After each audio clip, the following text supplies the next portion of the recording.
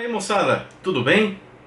Feliz ano novo para vocês. Esse é o primeiro vídeo aqui do canal Papai Silva aqui em 2017.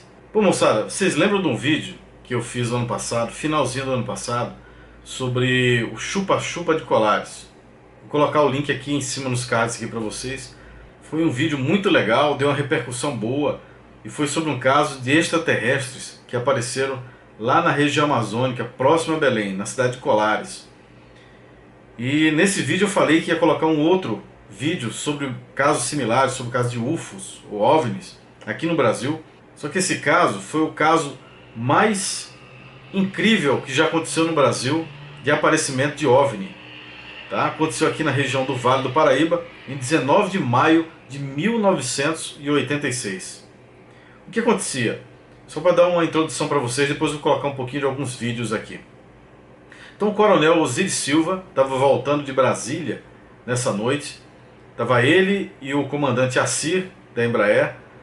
Então 19 de maio de 1986, retornando de Brasília para São José dos Campos. Ele tinha ido assumir a presidência da Petrobras naquele dia.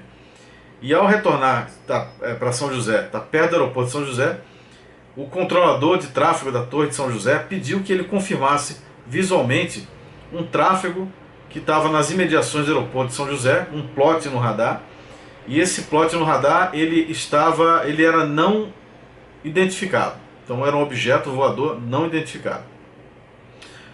Osiris estava voando um Xingu, né, nesse voo. Eles se aproximaram desse objeto, identificaram visualmente que existia realmente uma luz ali vermelha, virava vermelha, branca, verde, mudando de cor, e reportou para a Torre de São José que existia realmente alguma coisa ali.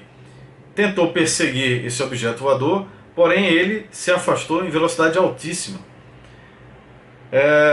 Na sequência, durante as próximas 3 horas, isso aconteceu em torno de 9 horas da noite, durante as próximas 3 horas, ou seja, até 1 hora da manhã, mais de 21 objetos voadores não identificados apareceram na região aqui de São José e decolaram lá de Santa Cruz, no estado do Rio de Janeiro, 2 F-5, 2 caças F-5, e de Anápolis 3 Mirage, 3 aeronaves Mirage. Então 5 caças da Força Aérea Brasileira perseguiram o disco voador, engajaram com discos voadores aqui na região do Vale do Paraíba, em São José dos Campos.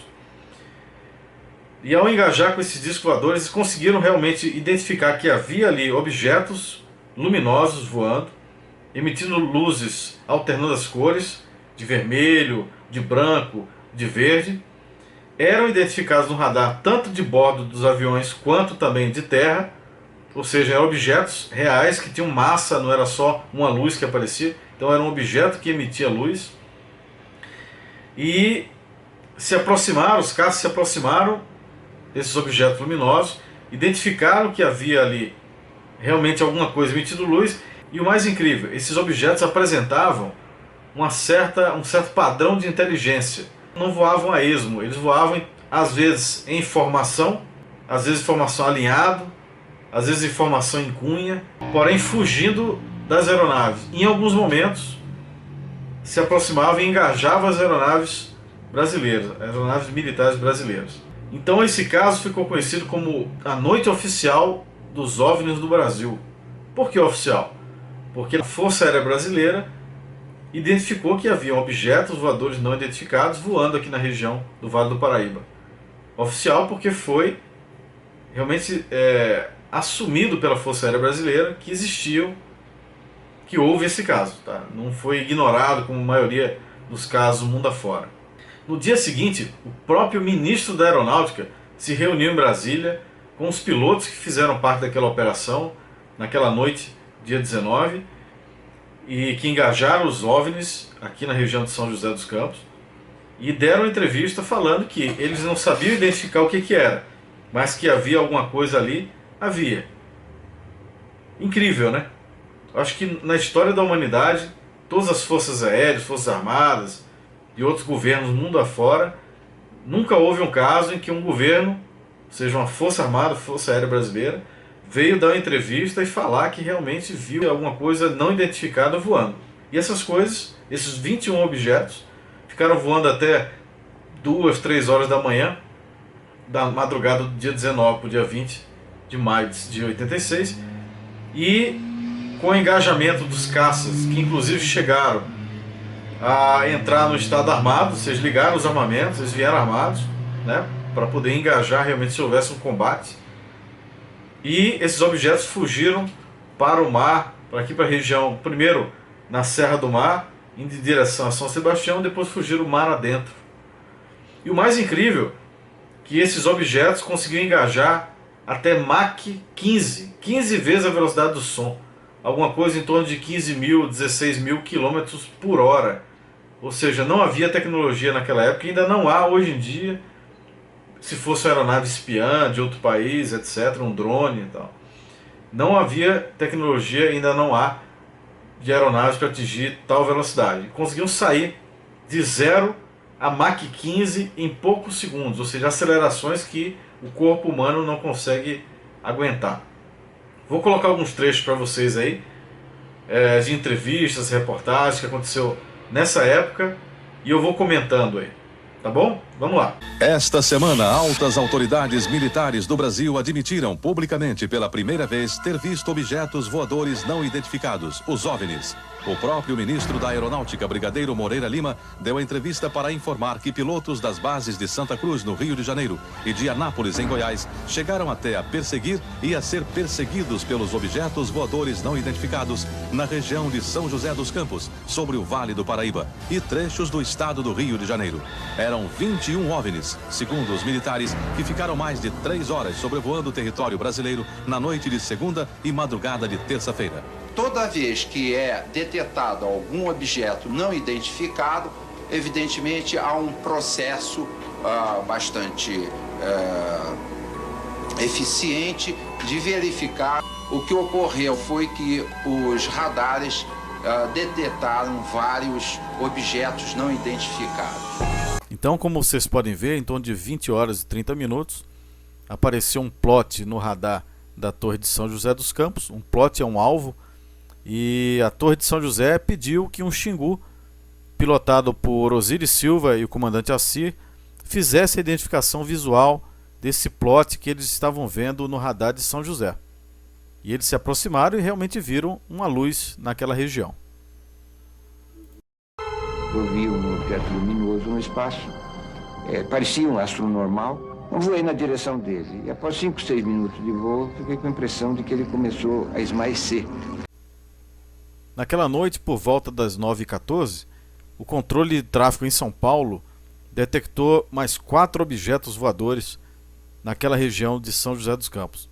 Então foi acionado aeronaves Mirage, partindo de Anápolis, e aeronaves F-5, partindo de Santa Cruz, para a interceptação desses objetos voadores não identificados. Às 10h45, continuava sendo confirmado no controle de tráfego aéreo em Brasília um total de 21 objetos voadores não identificados que foram interceptados inicialmente por um F-5 da base aérea de Santa Cruz, sobre o céu de São José dos Campos. E o mais incrível, pessoal, que não somente no radar de solo, mas também no radar de bordo das aeronaves F-5 e Mirage, foi possível detectar esses objetos voadores não identificados, mais ou menos nas posições que eram reportados, tanto visualmente quanto no radar de solo. Tá? Então observe que incrível, 5 aeronaves, 5 jatos de combate da Força Aérea Brasileira estavam engajados no céu do Vale do Paraíba, com 21 discos voadores que voavam até Mach 15. Moçadinha, voltando um pouco na cronologia daquela noite, a primeira aeronave, eu acho que vocês lembram, que engajou com os discos voadores, foi a aeronave do tipo Xingu, desse modelo aí, ó. Esse aqui é uma versão da Marinha francesa, mas é igualzinho àquele que Osiris Silva pilotava naquela noite. E essa aeronave, ela foi a primeira a avistar os discos voadores, e veja que interessante o diálogo entre eles e o controle de tráfego aéreo em São José dos Campos.